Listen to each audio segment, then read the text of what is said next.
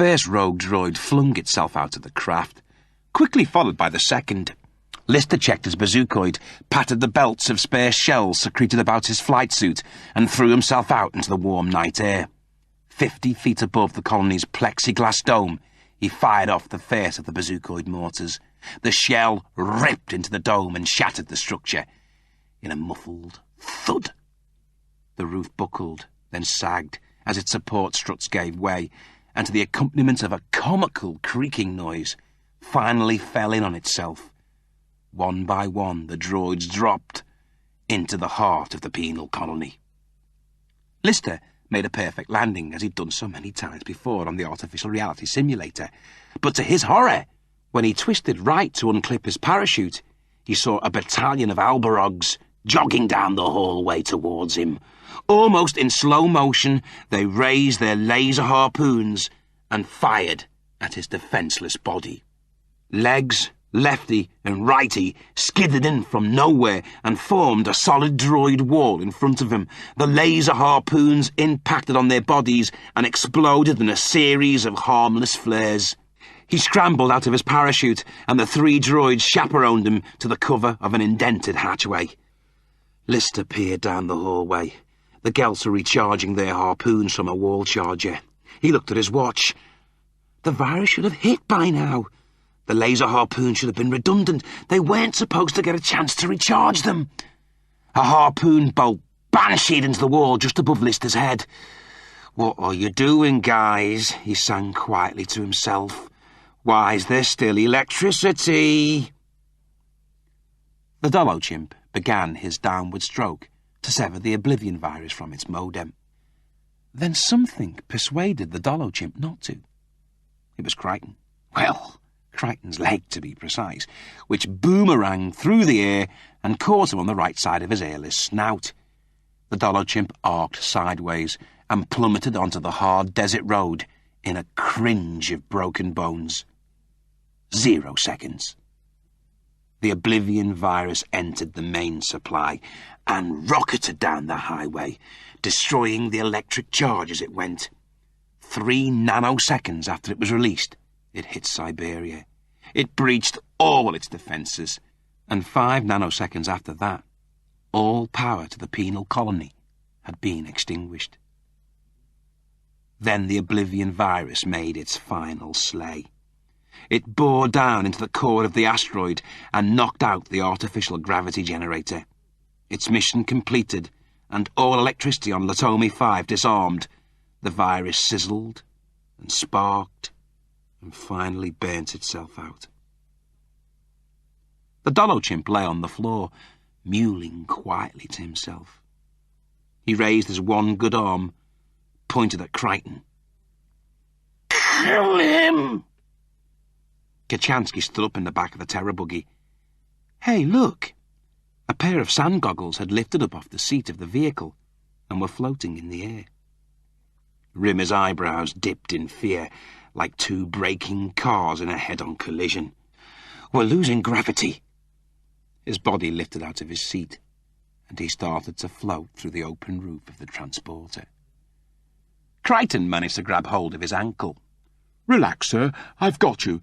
No, wait a minute. I'm going too." Crichton, still hanging on to Rimmer's ankle, was sucked out of the roof.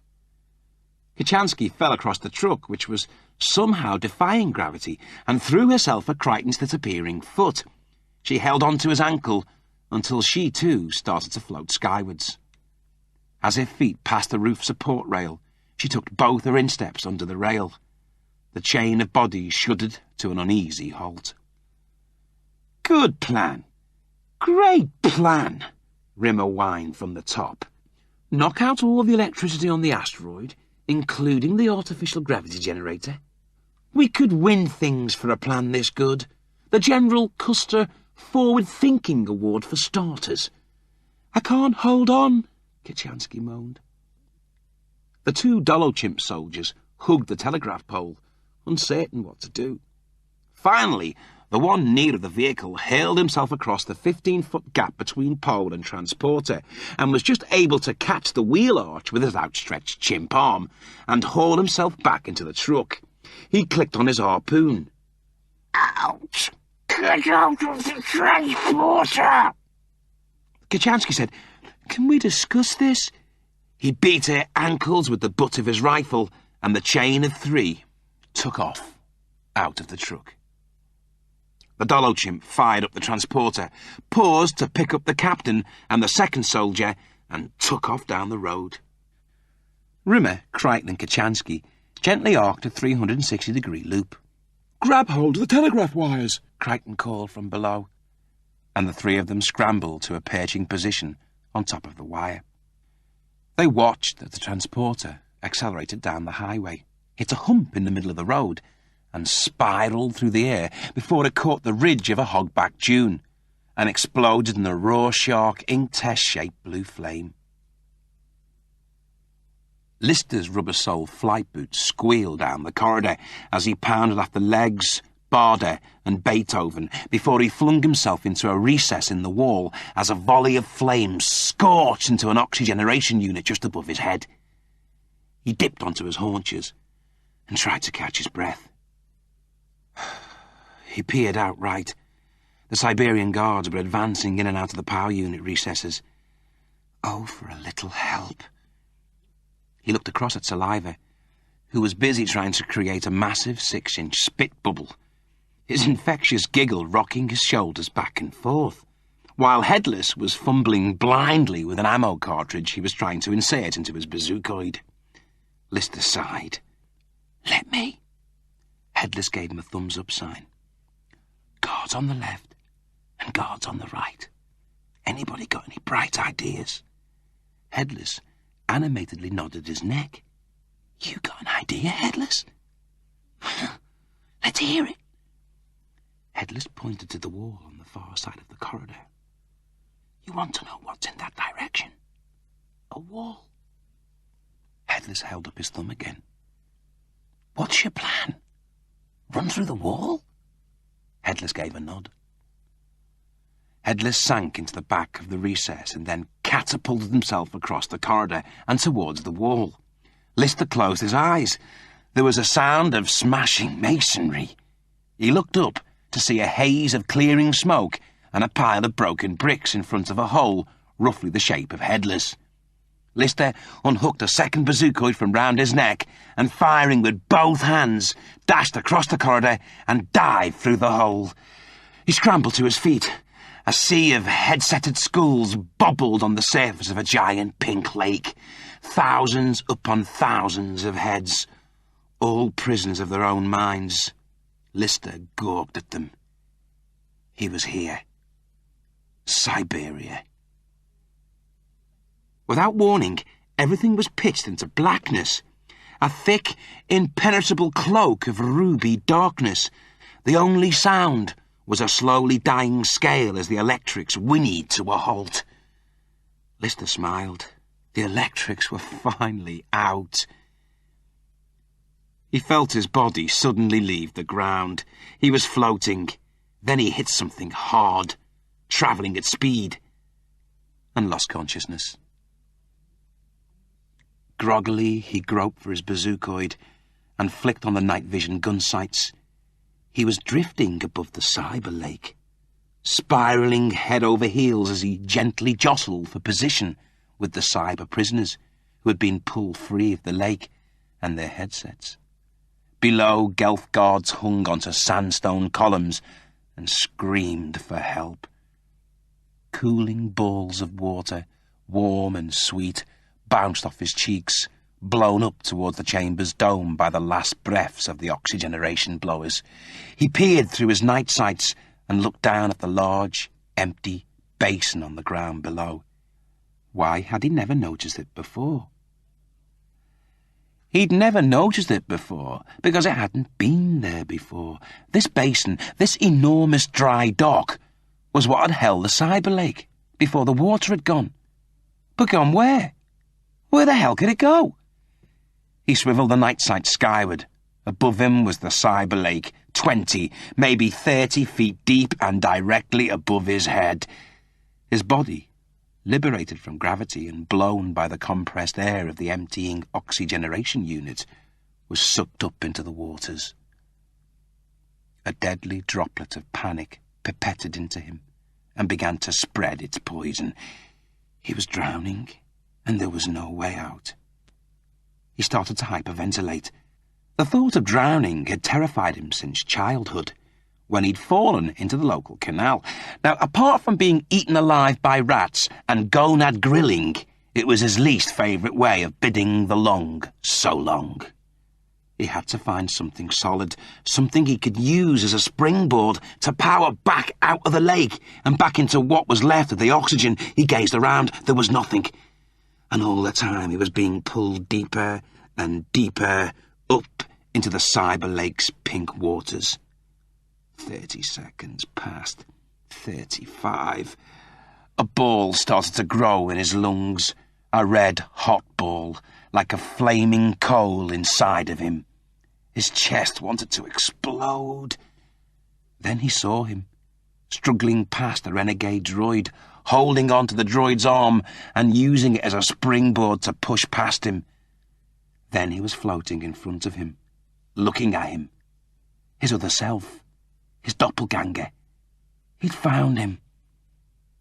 His other self looked at him, expressionless, then clambered onto his shoulders and pushed himself off Lister's body and disappeared into the mix of threshing bodies. Lister swam on. The coal in his chest was getting hotter and hotter. Up ahead he saw it, the domed roof of the cyber chamber. Here was something solid he could launch himself off. That could send his body back into the air, back into the oxygen.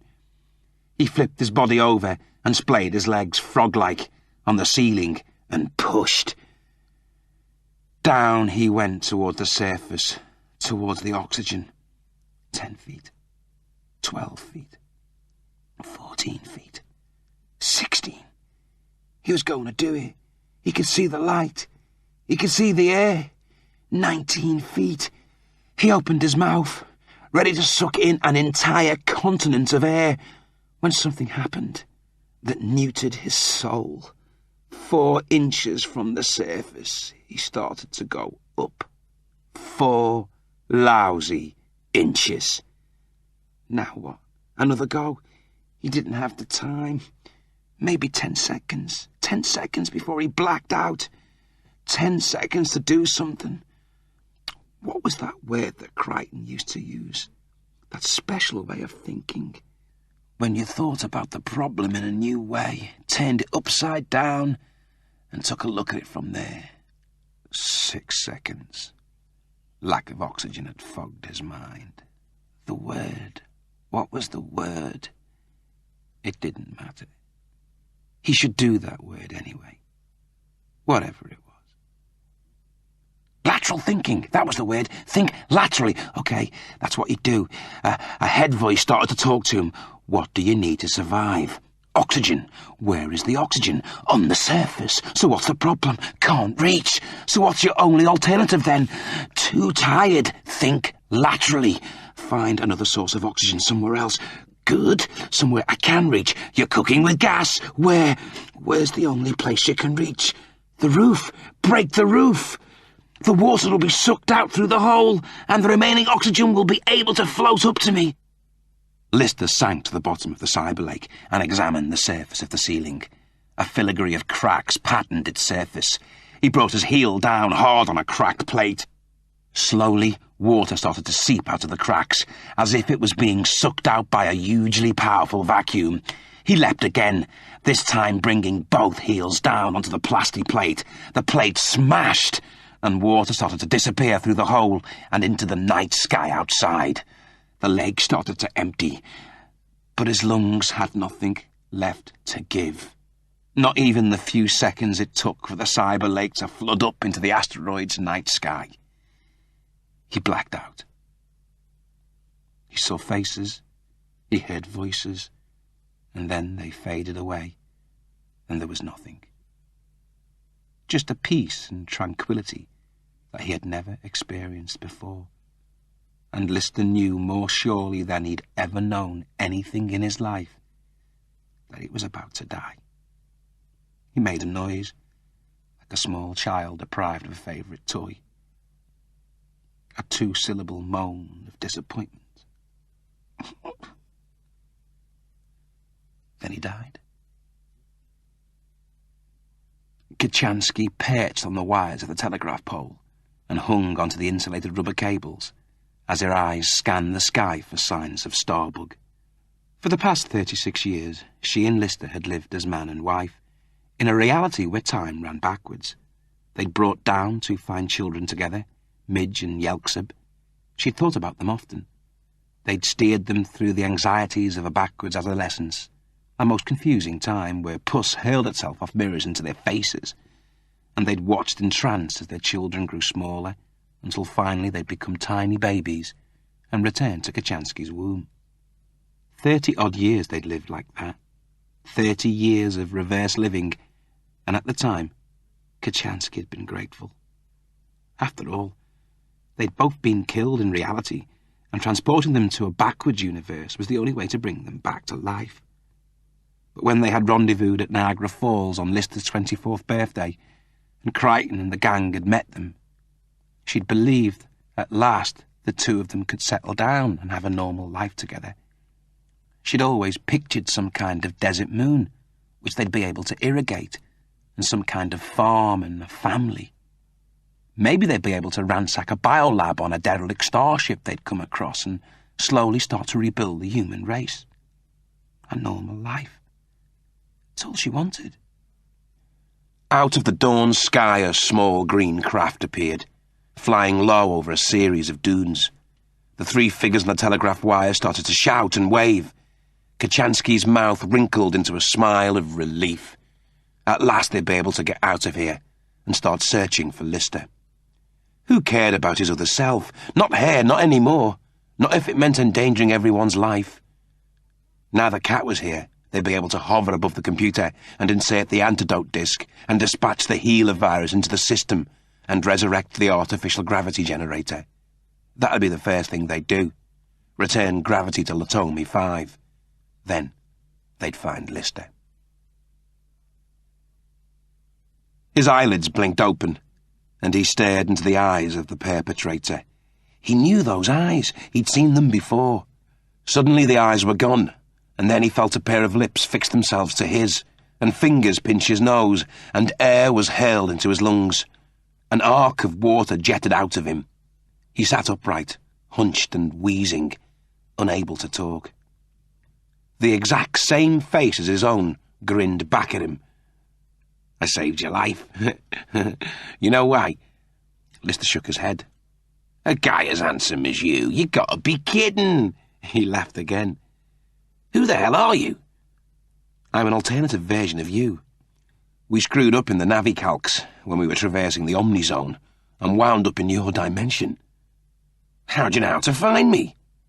Lister shook his head, afraid to mention the dead ship and the bodies. "Met some guy at a market on Blerius 15. Said he'd set you up." "Where are we exactly?"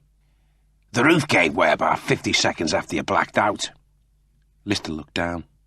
They were 80 feet above the empty cyber lake, both tied by the wrist to one of the dome's support struts by lengths of torn clothing.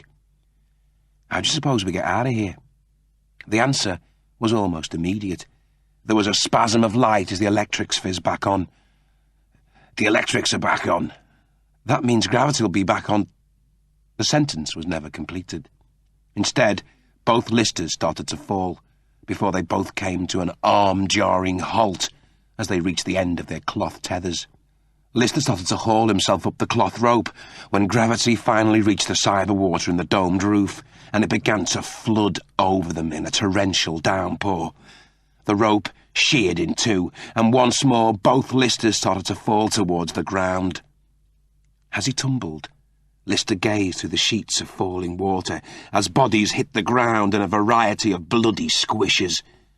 The precious moments he'd hung by his tether had given him valuable seconds. With luck, some of the water would be back in the lake when he hit the surface.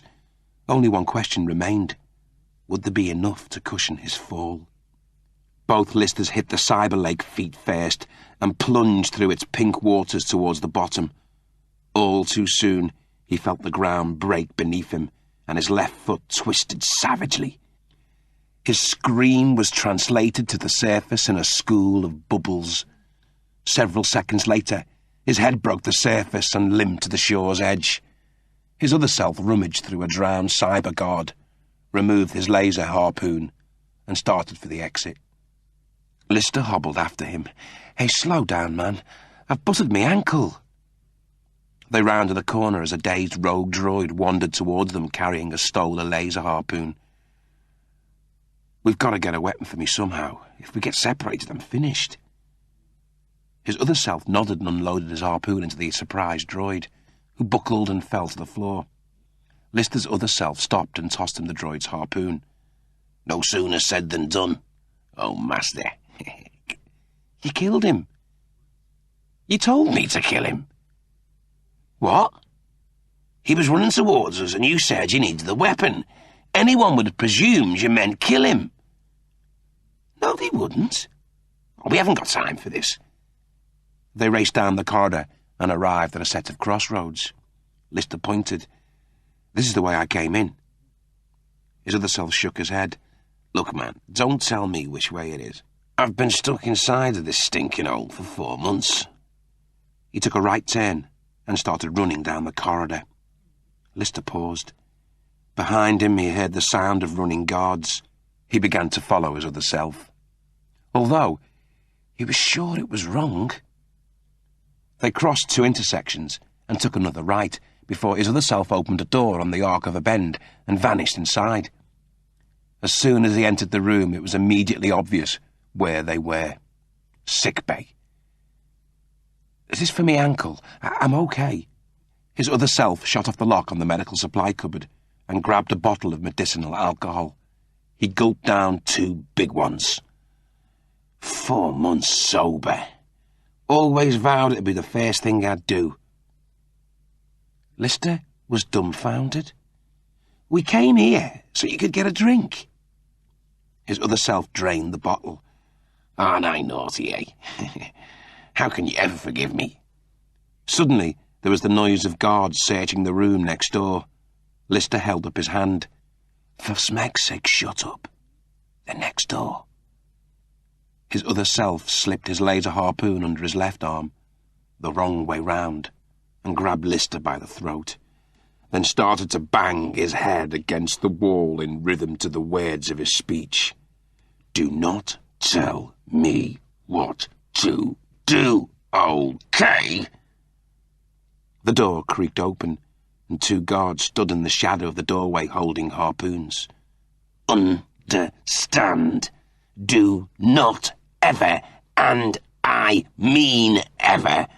A javelin of light flared out of the harpoon and exploded into both figures, killing them instantly. The Gelf guard slumped against the door frame, then staggered and fell to the floor. Lister's other self grinned at him as he slipped his laser harpoon from under his arm and turned it the right way round. "Sorry about that. I'll be a bit more careful next time, Dad. Come on, we'll grab my stuff and get out of here." Lister's other self walked down the aisles of metal boxes. He looked at the code on his ID band, YT6564354, and several minutes later located a box with the same number. Lister's doppelganger lifted the box from the shelf and tucked it under his arm. "My belongings," he said in explanation.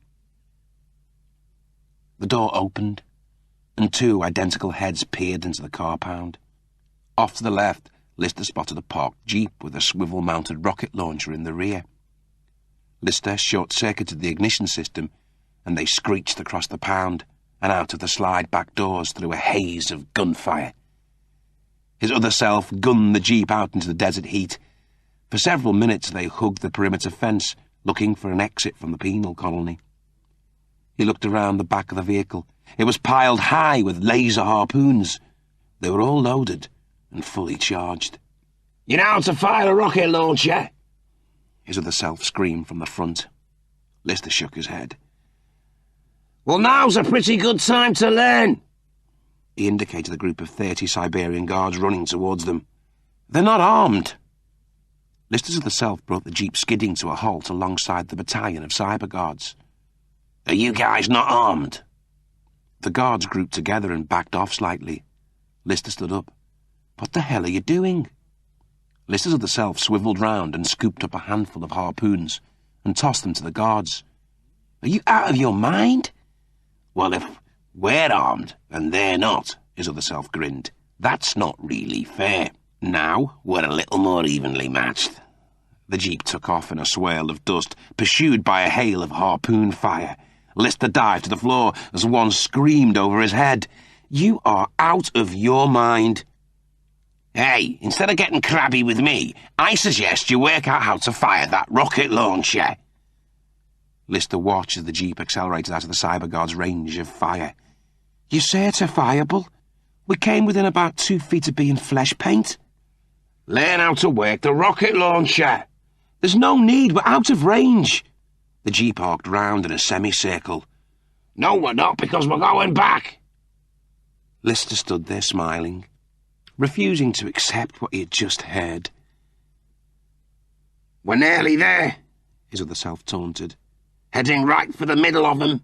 If you can't use that rocket launcher in about 20 seconds, we're in trouble. Big time. Lister scrambled behind the rocket launcher and furiously began pressing the control panel. A rocket whined out of the barrel and sizzled across the penal colony before it exploded into the electric chain-link perimeter fence. The sight wouldn't move. It was useless. His other self cackled wildly. Here we go! Lister picked up a harpoon and slammed it into his other self's head. Laser harpoons whistled overhead as he hauled his doppelganger out of the driving seat and powered the jeep through the mangled wires and revved it down the desert road. After almost 5 days and 5 nights, he had done it. He had rescued his other self. He looked at the unconscious body, mouth angled in a deranged grin of slumber, and wondered if it would turn out to be the biggest mistake of his life. Lister started peeling the red fruit from the saguaro cactus with the blade of his knife. His other self sat cross-legged in front of the campfire, his hands bound by rope. Look, it was the booze. It made me go off me head. He held up his bound hands. There's no need for this. You're staying like that until I know who you are. I've been in Siberia 4 months, man. It takes time to adjust to reality. Don't you see that? What's in the box? Lister pointed to the metal case sitting in the back of the jeep. Just personal stuff. Letters, photographs. Mind if I open it? Yeah, I do. Why? Because it's personal. There's stuff in there that no one should know about. That's why I want to see it. Look, when they put you in Siberia for a future crime, they also get the stochastic computer to evaluate what you're going to do for the rest of your life when you're going to die. The whole works. That's what's in the box. And you haven't read it? Right. And naturally you don't want anyone to read it before you do. His other self shot him a wan smile. I don't even know if I've got the guts to read it. Suppose I'll keep it till I've decided what to do. Lister stood up and shot the lock off the box and pulled back the lid. You really think I'm so dumb I'll buy a story like that? He peered inside and brought out a bag of uncut back-wide diamonds, a box of cheap cigars, an old rad pistol which would one day come back to haunt him, and a handful of plastic bottles containing info pills. He read the labels. The pills were mostly factual, stuff about the layout of the belt. He placed them on the floor and looked in the box once more. What's this? What does it look like? Lister pulled it out of the box. It looks like an arm. Then that's what it is. It looks like Crichton's arm. He turned it over in his hands. It was a right arm, the same as the one that was missing from the dead mechanoid on the derelict Starbug. He looked at the rad pistol to see if it had a laser setting. It had. Then he noticed the clenched fingers were holding a piece of paper the mechanoid had given both his arm and his life to protect. Lister prized the hand open and unscrolled the paper. Galactic coordinates. His other self remained silent. You killed them, didn't you? You killed them for this? Before he could answer, Starbug appeared on the horizon, its distinctive pear-shaped searchlights sweeping low over the desert. Lister pounded up the nearest dune, rotating his jacket over his head, jumping and screaming. Unnoticed, his other self shuffled over and thrust his hands into the fire. His cold, saliva-sodden scream curdled the air. He took his charred hands out of the flames and pulled his bonds apart. Then he rose to his feet and started to walk towards Lister. Kochanski placed the bowl of porridge on the breakfast tray beside a plate of bacon and eggs. She climbed the steps up to Starbug's sleeping quarters. "Hey, Frog Prince, I brought you some breakfast." She kissed him softly on the lips. Lister grinned back at her impishly. Like Tutankhamun, she stirred the porridge around with the spoon and held some up for Lister to eat. "How are your burns?" Lister looked at his bandaged hands. "Hurt like hell. I'll change the dressings after breakfast. I was just standing there, and the lousy bastard pushed me in the fire." She angled her head to one side sympathetically. "It's over now. The poor loony's dead." She fed him another spoonful of porridge. He grimaced. "Too hot?" "No, it's just I'm not that crazy about honey and porridge." "You love it?" "Well, yeah, true. I used to love it, but, I've kind of got off it now." She looked at him oddly, then smiled and started to cut up his bacon. He watched her as she cut up his bacon. Did she know? No, he didn't think she did. But even if she did know, what could he do? His injuries were so bad, he was practically an invalid. His body needed time to heal. His hands especially hurt like hell. Picking up that spade and his burnt, blistered balls of smoking flesh and cracking Lister across the head hadn't really done them much good. Neither had burying him alive come to that. He stared at Kochanski's breasts. He'd get himself a piece of that later. Cat and Rimmer ducked through the hatchway, while Crichton swiveled the flatbed scanner onto its side. "The Navicomp's just finished analysing the galactic coordinates, sir." Crichton took hold of a handheld remote unit and clicked it on. "The results are most extraordinary." "Like?" Crichton scrolled through a series of star shots. "We are here, 3,000 miles past Latomi 5, and approaching these clusters here. According to the Navicomp, the coordinates are three-dimensional Cartesian coordinates, and they intersect here, under this sea of molten lava on this volcanic moon." Kochanski peered at the flashing cursor on the map. "Do we know what's there? Why they're so important?" Crichton started to pace. At first a little hesitantly. So far his repaired leg had held up most encouragingly. "I've been doing some research, reading the volumes we purchased on Blérius 15, detailing the history of the belt.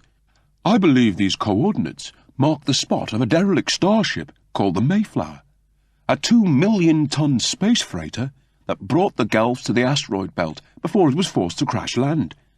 The ship's mission was to terraform a planet in the Andromeda Galaxy. There was a mutiny en route, the navigation system got knocked out, and the ship wound up getting pulled into the Omni-Zone, where it was ejected into this dimension. Those who survived the splashdown grabbed what they could and took off in the escape pods. What they weren't able to take with them was much of the genetic engineering technology that was on board the ship, the technology that can create life, and some of the key viruses required for terraforming planets." "So how come none of these Gelf dudes returned to the ship before?" Crichton took out the scroll of paper and unrolled it on the table. "Notice anything strange?" "It's been cut in 4 and stuck together."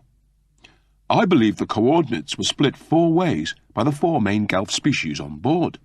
Some form of agreement so no single species would have sole access to it. Your other self, sir, was somehow able to collate the 4 different pieces, and with it he had access to unlimited power." Lister stared at him impassively. Kochanski patted his thigh. "So what's aboard this ship? The power to create the human race?"